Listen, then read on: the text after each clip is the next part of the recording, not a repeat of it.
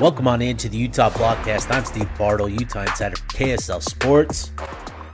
Good to be back behind the mic. It was a good weekend for me. Good hangout with the boys out on the golf course out at Mountain Dell. Good time out there.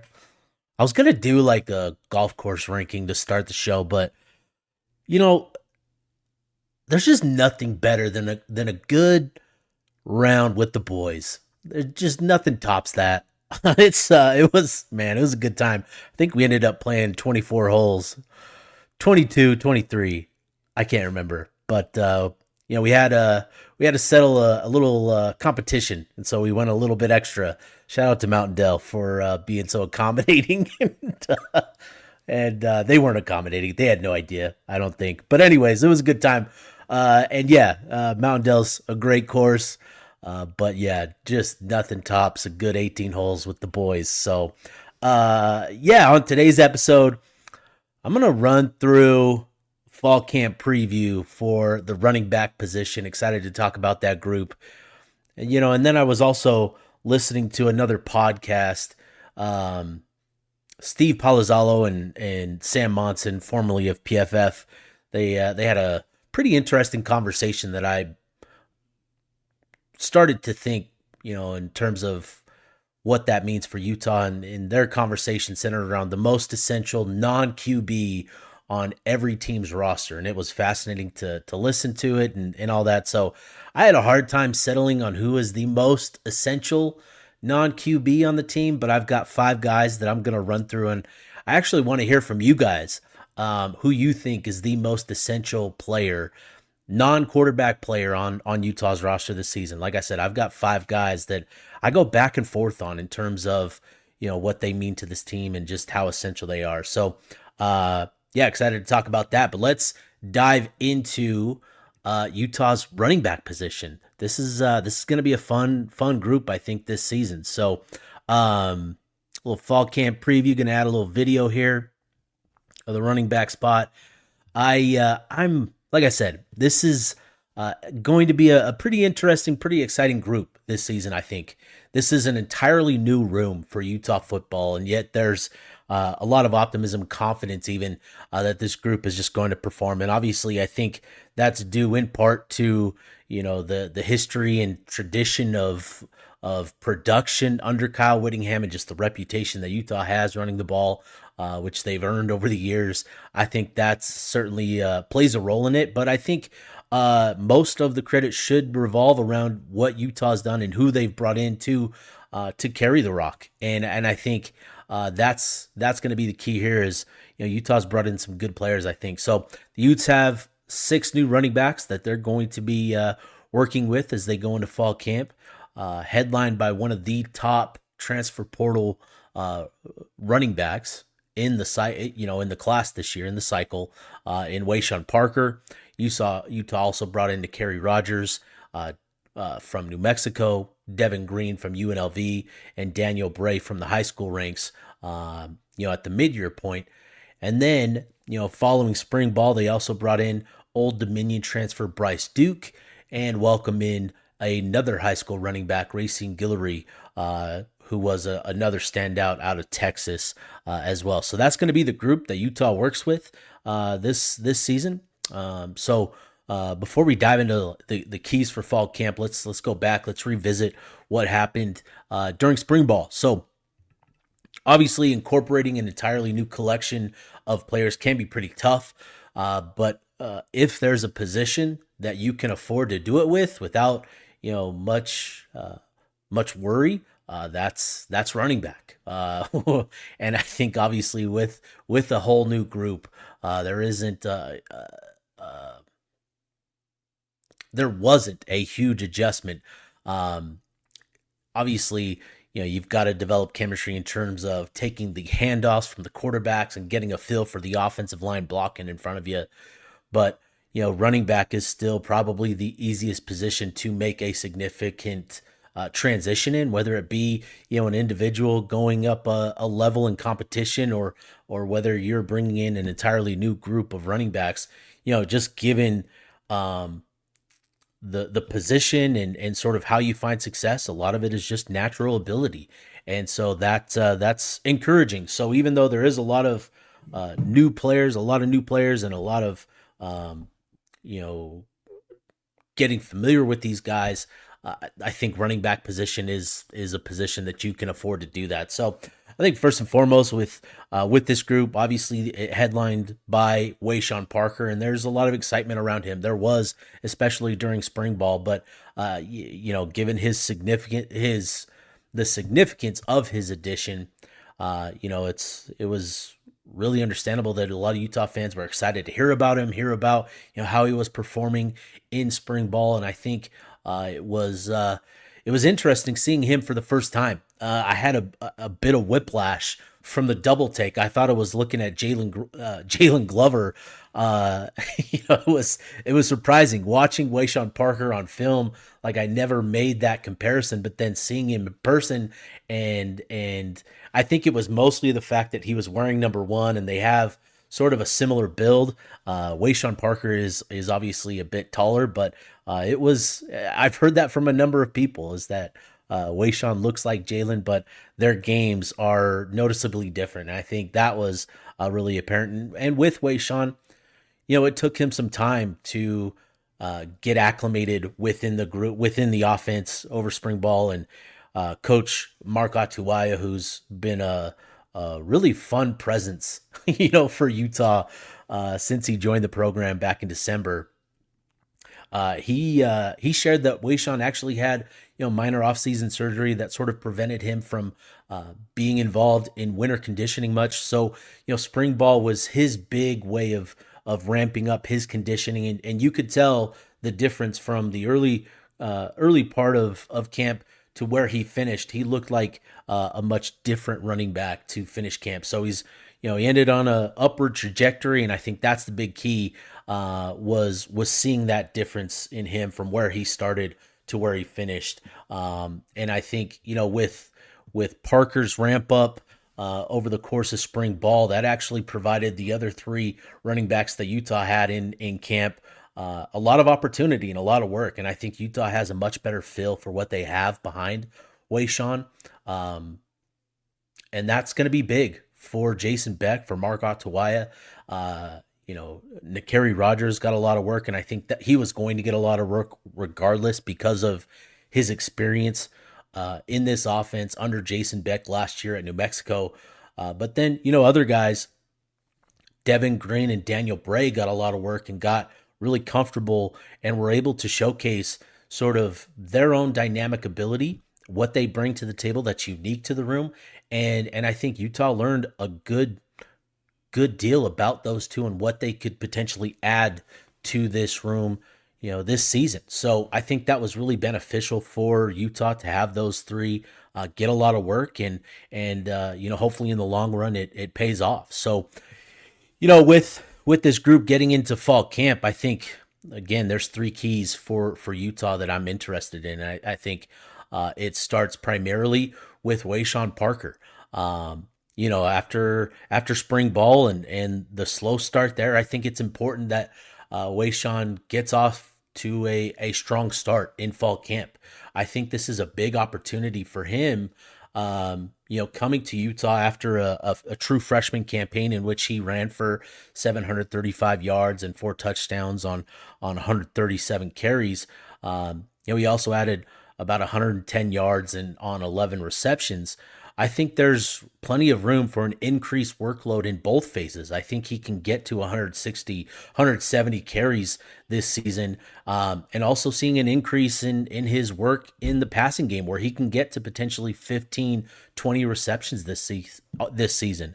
So, there's a lot of opportunity for him this season. I think things are pointing to him being the guy, and I think Parker needs to come into this. Wayshawn needs to come into this fall camp, with that sort of mindset that this has to be and is going to be a big season for him.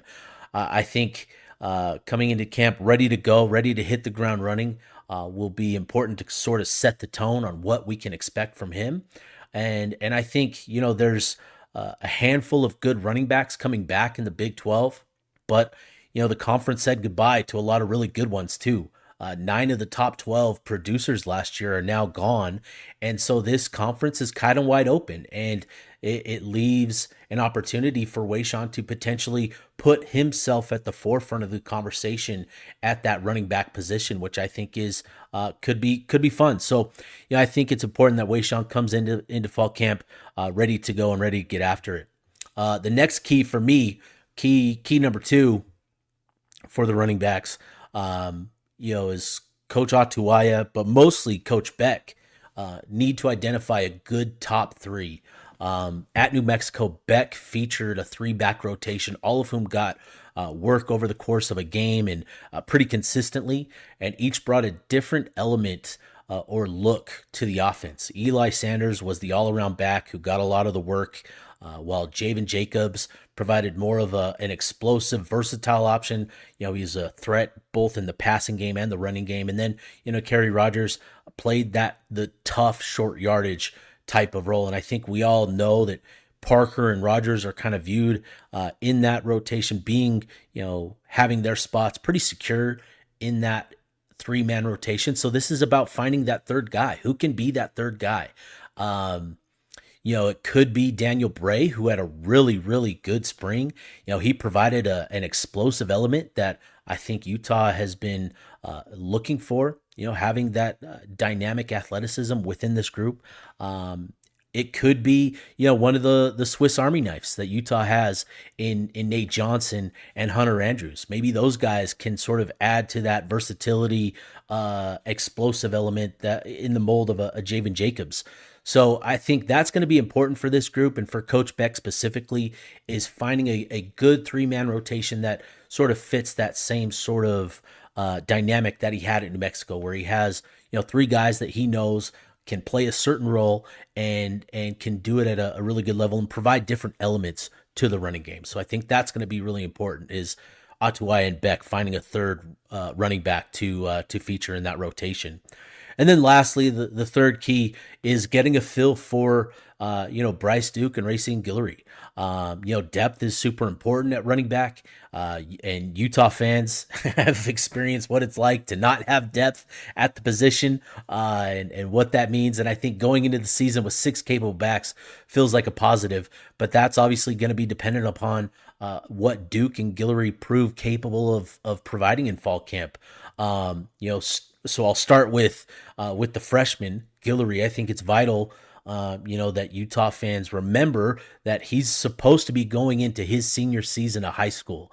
He reclassified from the 2026 class to join this program.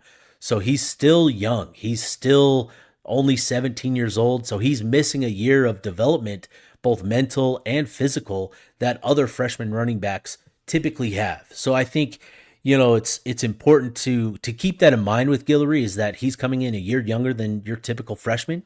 And yet, there's certainly a possibility that he comes in and he wows everybody. He impresses. And Utah has shown a willingness to incorporate freshmen that are able to do that. But I think it's, again, I would just err on the side of patience with him, that if, things don't pop with him, like, it's not a big deal. It's not a big worry. Utah would much rather have him in the program this season than not. That way they can keep a watchful eye on him and his development and be involved in it that way. And I think, Guillory is a fantastic talent. There's no denying that. I think he's got a tremendous ceiling, and I think he can be a really dynamic running back at Utah.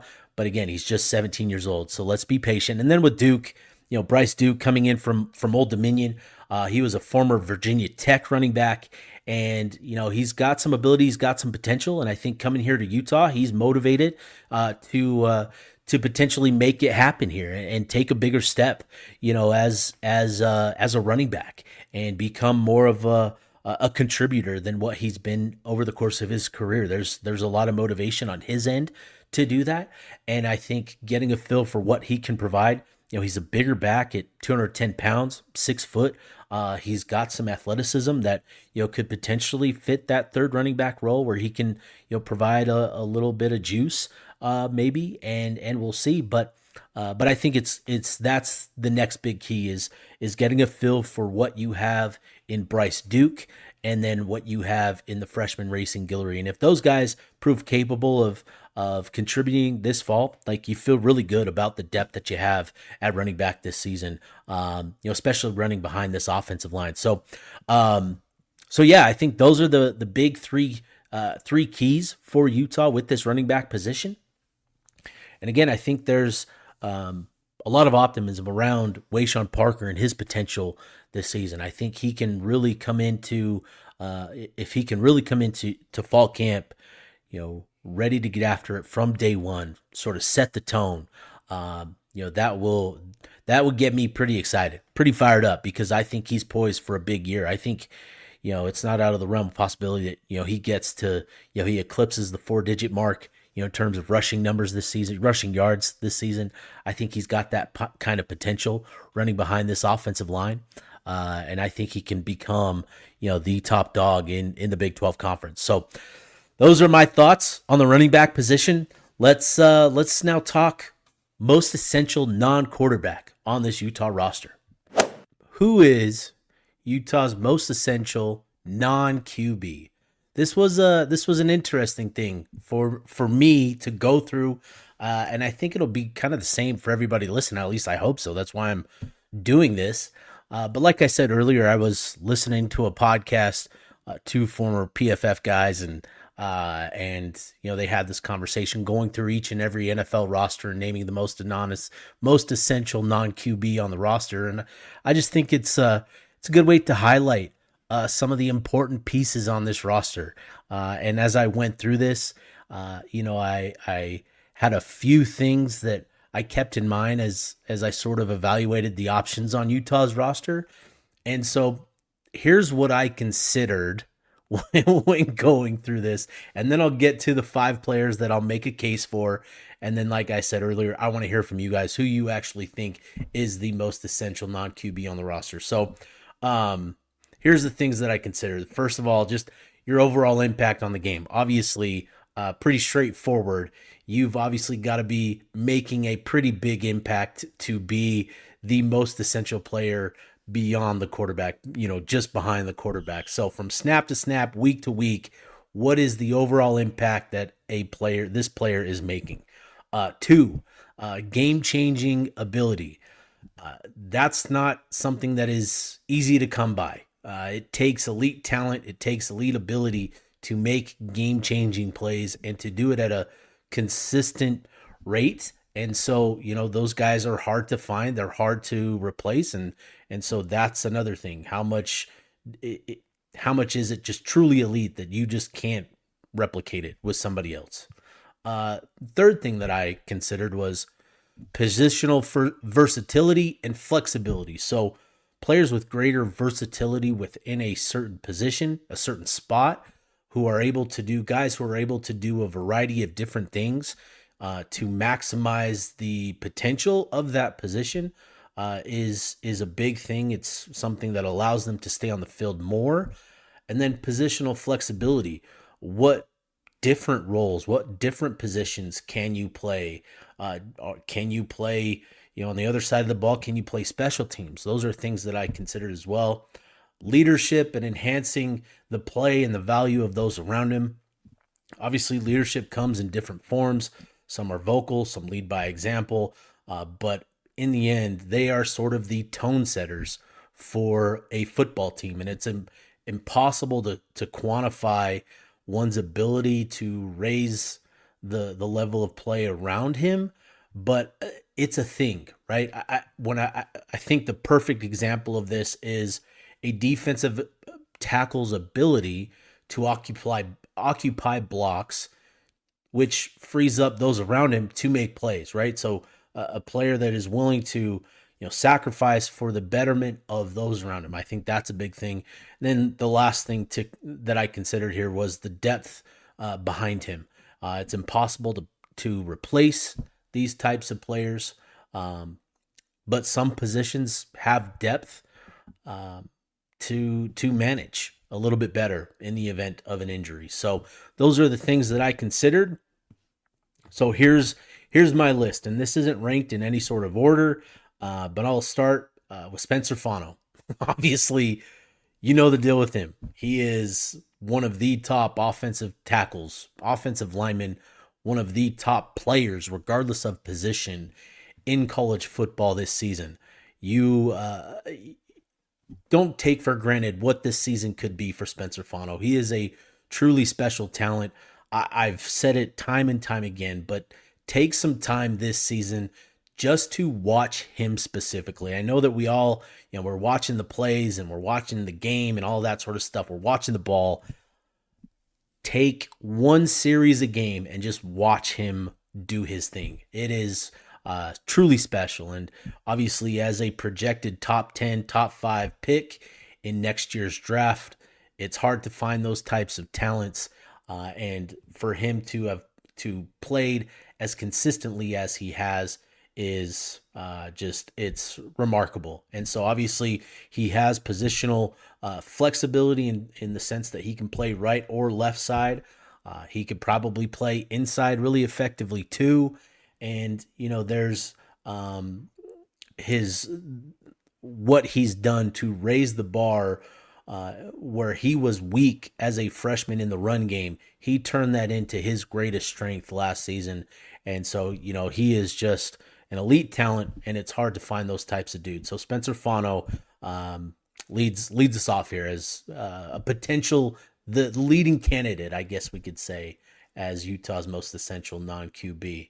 Next up, in the trenches as well, on the other side of the ball, though, Dallas Vakalahi. We saw the flashes of his potential last season, and he seems primed for a bigger role, bigger impact in year two. Over the years at Utah, we've seen what good defensive tackle play means to the Utah defense, right? And as I mentioned earlier, I think there is a real ability within that Utah defensive tackle position to raise the level of play, raise the value of those around him. When you've got defensive tackles that can control the line of scrimmage, it really allows those around him, linebackers behind them, defensive ends to either side of them, to make plays. It frees them up to be playmakers. And so, there is a bit of a mindset of a team first mindset where you're kind of sacrificing your own playmaking sometimes to allow others to make those plays. But I think Dallas Vakalahi can really emerge as not only that type of tackle, but also as a playmaker where he can make those plays behind the line of scrimmage as well and add value in that sense. So, listening to him, hearing from him during spring ball, it's clear that he's bought into the culture, the mindset of a Utah defensive tackle. I buy into his leadership, as all the young players talked about, his role in their acclimation in the program. So for me, and then obviously, getting to that point, when you look at the depth chart at defensive tackle, it's Dallas Vakalahi, Aliki Vamahi, Jonah Lea'ea as the guys that return with playing time under their belt. Beyond that, it's a lot of youth and inexperience. So Dallas Vakalahi is a key piece in that sense as well, as in terms of it's essential that Utah keeps him on the field. So Dallas Vakalahi. Next up, Smith Snowden. I thought Snowden took a big step forward last season as a cornerback. You saw much more consistent coverage in the sense that he eliminated receivers, he made plays, broke up passes. We saw a little bit more playmaking on the ball with a couple interceptions. Two really, some of the most impressive interceptions that I've seen, in my years covering it, where he ripped the ball out of the Utah State receivers' hands. He came across the field against UCF in the blink of an eye to pick it off and take it back for 6. It was really encouraging to see that from him. We also saw a little positional flexibility when he started returning kicks on special teams. I think that is additional value. And now, as Coach Whittingham revealed at Big 12 Media Days, he's also going to be adding some offensive snaps to his resume as well and become more of a two-way player. So there's that sort of elite ability that you just can't replicate. Like you see it with him, you see the athleticism, you see it pop. Time and time again. And I think that just speaks to, his overall talent level and ability. And obviously, when Utah has a really good cornerback, on that defensive side of the ball, it does a lot for the rest of the defense. And I think Smith Snowden is entering this season with that sort of mindset of taking on that CB1 mentality and becoming a truly dynamic shutdown corner, but also taking on so much more. So tough to find these types of athletes, these type of kids that can do all that. Number 4 on my list, again, not ranked, just the fourth guy I'm mentioning here, Lander Barton. Obviously, last year was not what anyone expected for him. The struggles early on, I think it was clear, and Coach Whittingham, Coach Swan, Coach Scally have all talked about it, that Lander was still recovering from his foot injury that he suffered in 2023. And whether that's physically, whether that's just mentally, regaining the confidence needed to play the game that to play his game at the level that he was prior to that injury, it can take time. And regaining trust in a vital body part in football, your foot, that's tough, man. That can take time. And so for him, it took nearly the entire season to regain that confidence. But over the final month, we saw Lander regain, those playmaking qualities, the elite linebacker potential that we saw from him, in 2023 prior to his injury. So it was good to see that from him. But also, this was pretty interesting hearing this from Smith Snowden at Big 12 Media Days, that, the players around him saw the pain that he was playing through. And that sort of it represented a lot of leadership that didn't get acknowledged publicly. Lander was willing to go out there, play through the pain, fight through the pain, and be out there to play for Utah. And that was something that I think a lot of players, Smith said this essentially, that players look to that as a really big deal. And again, that speaks to the sort of leadership. Lander isn't the most vocal player, he's not the most vocal athlete, but he leads by example. He sets the tone on that defensive side of the ball with the way that he plays the game, with the toughness that he plays with. And that's hard to find as well. And then, when you consider what he's able to do and the ways that he's able to impact games, right? So obviously making tackles across the field, sideline to sideline, that's going to be key for him. And we started to see more of that ability. We saw him clean up the missed tackles that were haunting him early on in the year. We saw him clean that up by the end of the season. We also have seen him make plays behind the line of scrimmage, both in terms of, attacking the line of scrimmage against the run, but also getting after the quarterback and, getting sacks. And we've also seen him make some interceptions. The pick 6 streak lives on because of Lander Barton last season. And so that's sort of maximizing that positional versatility where he can do a lot of different things in a certain role. And now he's going to add some positional flexibility where he's going to start playing a little bit of offense, play some tight end, and add that to his resume as well. So, Lander Barton is a pretty essential player in my opinion as well. And then the fifth one here that I'll mention, and I went back and forth on a couple of guys. Caleb Lomu is a key piece that certainly deserves mention here. But I went with Teo Johnson as another guy on this list. And, it gets back to sort of the history and tradition of this Utah defense. When there's a really good free safety patrolling the center field in the defensive secondary, good things tend to happen for Utah.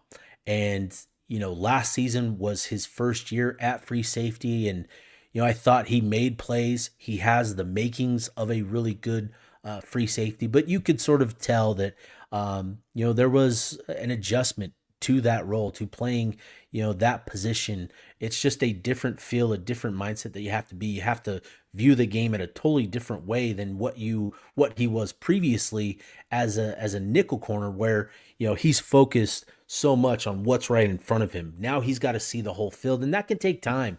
to make that adjustment. And so, I feel like him going into year 2 in this free safety spot, I think he's going to look much more comfortable and confident in what he's doing.